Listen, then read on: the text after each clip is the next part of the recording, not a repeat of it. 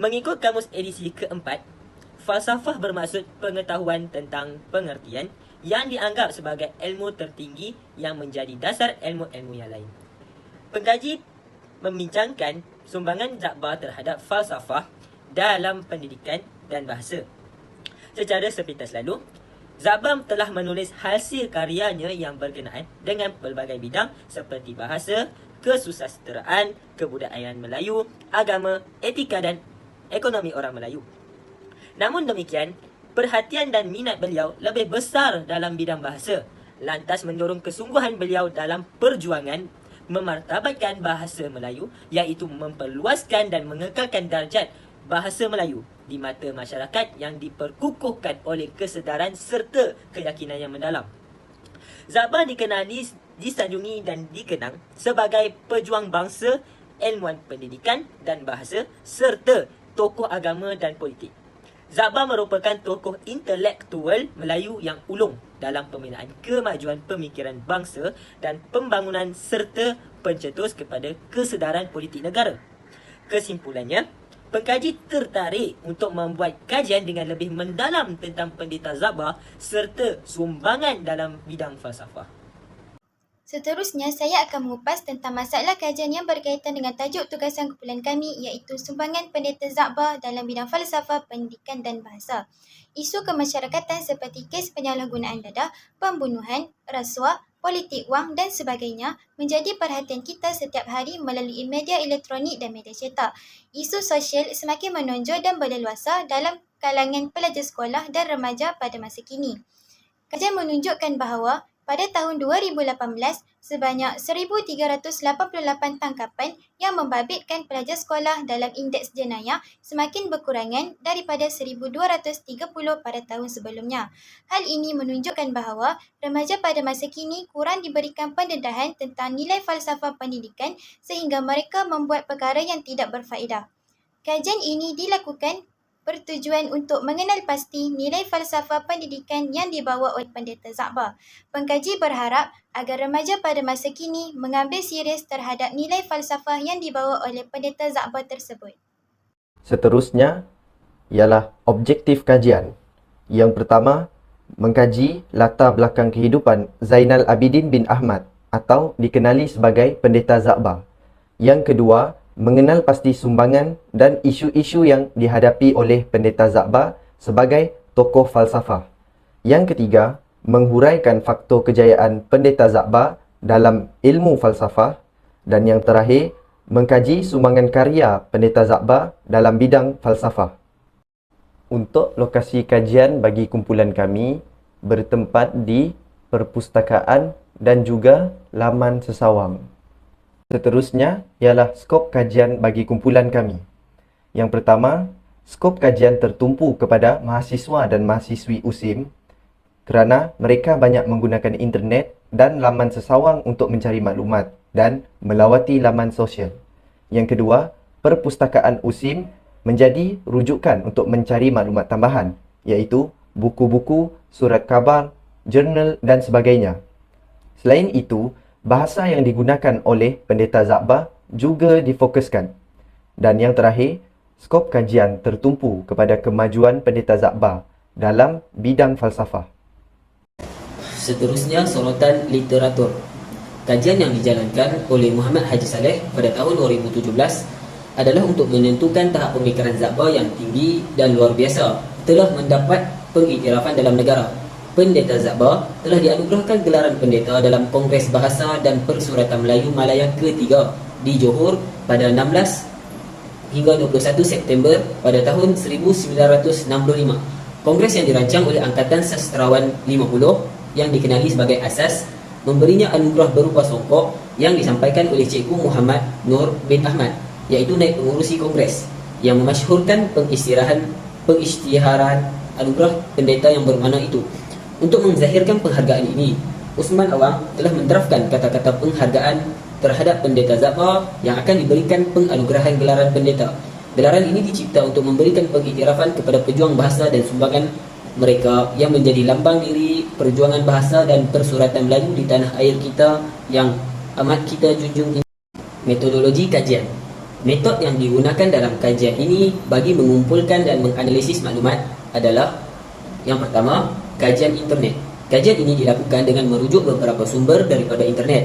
Hal ini bertujuan mengukuhkan dan menguatkan lagi hasil kajian kami. Yang kedua, kajian perpustakaan. Kajian juga merujuk kepada buku-buku yang terdapat di perpustakaan untuk menghasilkan kajian yang terbaik. Saya akan menjelaskan tentang latar belakang kehidupan Zainal Abidin bin Ahmad atau dikenali sebagai Pendeta Zab. Nama beliau ialah Zainal Abidin bin Ahmad. Beliau dilahirkan pada 16 September 1895 di Kampung Bukit Kedas, Jempol, Batu Kikir, Negeri Sembilan. Beliau berbakat dalam kepenyairan dan kepengarangan dan rajin menelaah pelbagai buku agama, hikayat Melayu dan surat khabar. Beliau juga merupakan satu-satunya penduduk kampung yang tahu membaca dan menulis huruf Melayu serta berpengetahuan dalam agama. Zabah menerima pendidikan formal tahuannya di Sekolah Melayu Batu Kikir ketika berusia 12 tahun. Zabah terus dinaikkan ke darjah 3 dan seterusnya tamat darjah 5 iaitu darjah tertinggi di Sekolah Melayu. Pada tahun 1909, Zabah dipindahkan oleh bapanya ke sekolah tinggi di mana minat Zabah dalam arena kepengarangan dan kebahasaan terus berbuntut. Zabah juga pernah merangkul tempat pertama daripada keseluruhan 265 calon yang menduduki scholarship examination tahun 1909 di seluruh Negeri Sembilan untuk mendapatkan tempat di sekolah Inggeris atau menjadi guru pelatih sekolah Melayu. Yang kedua ialah mengenal pasti sumbangan Pendeta Zabah dan isu-isu dihadapi oleh Pendeta Zabah sebagai tokoh falsafah.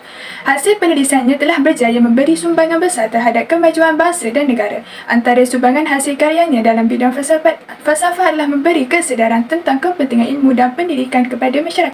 Seterusnya, Pendeta Zabah ingin pembaca karyanya menyedari kemunduran masyarakat di tanah air mereka sendiri iaitu Tanah Melayu. Beliau menegaskan bahawa masyarakat Melayu merupakan suatu bangsa yang besar, meliputi gugusan pulau-pulau Melayu serta mempunyai bahasa dan agama tersendiri. Di samping itu, terdapat juga sumbangan Pendeta Zabah dalam bidang bahasa dan pendidikan adalah beliau mencatat perkembangan ilmu bahasa dan linguistik Melayu baharu dan menetapkan asas sistem bahasa Melayu baharu dalam bidang ejaan, tata bahasa dan retorik yang merupakan kajian tentang teknik pemakaian bahasa secara berkesan dalam penulisan atau pertuturan. Pendeta Zabah merupakan perintis analisis sistem ejaan bahasa Melayu. Terdapat pelbagai isu yang dihadapi oleh Pendeta Zabah sebagai tokoh falsafah. Isu pertama yang dihadapi oleh Pendeta Zabah ialah isu kemiskinan. Di sebalik perubahan dan pencapaian masyarakat Melayu terutama dalam bidang ekonomi, mereka masih berada di tahap yang rendah berbanding negara lain-lain, terutamanya kaum Cina yang menguasai sektor ekonomi negara.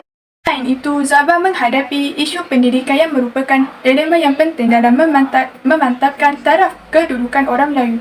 Zabah menyifatkan orang Melayu sebagai bangsa yang muda dan masih mentah jika dibandingkan dengan bangsa yang maju dan tinggi kedudukannya. Isu yang terakhir iaitu isu jurang ekonomi. Zabah mengkritik peranan golongan pemimpin yang dapat dilihat tidak membantu masyarakat Melayu. Kewujudan kelab dan persatuan mencecah ratusan buah tetapi tidak banyak aktiviti yang dapat membina pembangunan ahlinya. Faktor kejayaan Pendeta Zabah yang pertama ialah mengubah pandangan terhadap masyarakat Melayu. Beliau menyifatkan kehidupan orang Melayu dengan serba kekurangan iaitu miskin dan mundur. Demikian itu, Zabah memberi jalan penyelesaian untuk mengatasi masalah ini agar tidak menjejaskan pembangunan masyarakat sejagat. Seterusnya, pegangan Pendeta Zabah terhadap agama. Ini berasaskan pandangan beliau terhadap keperluan agama kepada manusia. Oleh itu, pembaharuan yang diperkenalkan olehnya bertujuan untuk menukarkan segala kekolotan fikiran dengan pemikiran yang lebih ideal yang bersaksikan kebenaran daripada Al-Quran. Selain itu, Pendeta Zabah sering menekankan kekuatan dan kepentingan bahasa yang penting dalam membangunkan budaya dan memperjuangkan kepentingan bangsa. Pendeta Zabah juga menekankan ilmu dan intelektual bagi orang Melayu.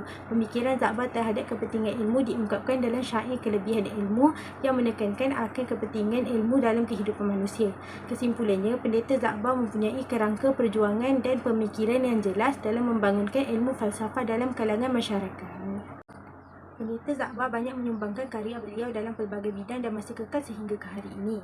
Bidang bahasa dan pendidikan merupakan antara bidang yang paling menonjol dan berperanan penting dalam membentuk bahasa Melayu yang lebih bersistematik. Antara judul karya dalam bidang bahasa dan pendidikan ini ialah Daftar Ejaan Melayu, Ilmu Mengarang Melayu, Rahsia Ejaan Jawi, dan Pelita Bahasa Melayu Pangkat 1, 2 dan 3. Buku ejaan berlandaskan ilmu bunyi Melayu yang biasa digunakan oleh orang Melayu yang cerdik ketika itu. Oleh itu, orang Melayu boleh mengikut kaedah ilmu bahasa yang tersusun dan tidak meniru kebiasaan yang salah. Melalui buku ilmu mengarang Melayu, Zakbar cuba mengatasi masalah kelemahan kaedah karang mengarang secara keseluruhannya. Manakala, Pelita Bahasa Melayu Pangkat 3 dihasilkan bagi melatih murid-murid mengarang Melayu dalam darjah-darjah tinggi di sekolah Melayu dan tahun 1 di Kolej Perguruan oleh Zakbar. Kesimpulannya, Pendeta Zakbar mahu masyarakat Melayu berusaha untuk memperbaiki bahasa Melayu supaya sesuai dengan peredaran zaman demi mengekalkan identiti bahasa Melayu agar tidak hilang di telan zaman. Kesimpulannya, berdasarkan hasil kajian yang telah kami jalankan melalui bahan internet dan beberapa buah buku, bahawa Pendeta Zakbar seorang tokoh falsafah yang sangat terkenal sehingga karyanya terkenal di seluruh pelosok dunia. Jelaslah bahawa beliau merupakan seorang tokoh ilmu falsafah yang hebat sehinggakan ilmu yang dibawanya diguna pakai sehingga ke hari ini. Kesannya, kemajuan Pendeta Zakbar dalam bidang ilmu falsafah dapat memberi kesedaran dalam kalangan masyarakat sebagai sumber rujukan dalam kehidupan seharian. Antaranya, pelajar yang ingin belajar lebih mendalam dalam bidang falsafah, mereka boleh merujuk kepada hasil-hasil karyawan Pendeta Zakbar. Seterusnya, pelajar juga boleh mengenali lebih mendalam lagi tentang Pendeta Zakbar dalam ilmu falsafah. Oleh itu, pengkaji berharap melalui sumbangan beliau dalam bidang falsafah ini dapat memberi kesedaran kepada masyarakat Melayu untuk menitik beratkan tentang bahasa dan pendidikan di kalangan pelajar dan juga para pendidik. Seterusnya, saya akan memampirkan beberapa lampiran, termasuklah bahan ilmiah yang kami berjaya cari. Yang pertama ialah perangai bergantung pada diri sendiri. Yang kedua, mencapai keluhuran budi. Yang ketiga, bahasa Melayu, kelebihan dan kekurangan. Dan yang terakhir ialah memartabatkan warisan Pendeta Zakbar. Selain daripada kami menggunakan bahan ilmiah ini, kami juga menggunakan platform Google Meet yang dilakukan secara maya. Dan ia dilakukan pada setiap minggu bagi memantapkan lagi kami punya kajian ini. Sekian daripada kami, kumpulan 10 KAA 1. Assalamualaikum warahmatullahi wabarakatuh.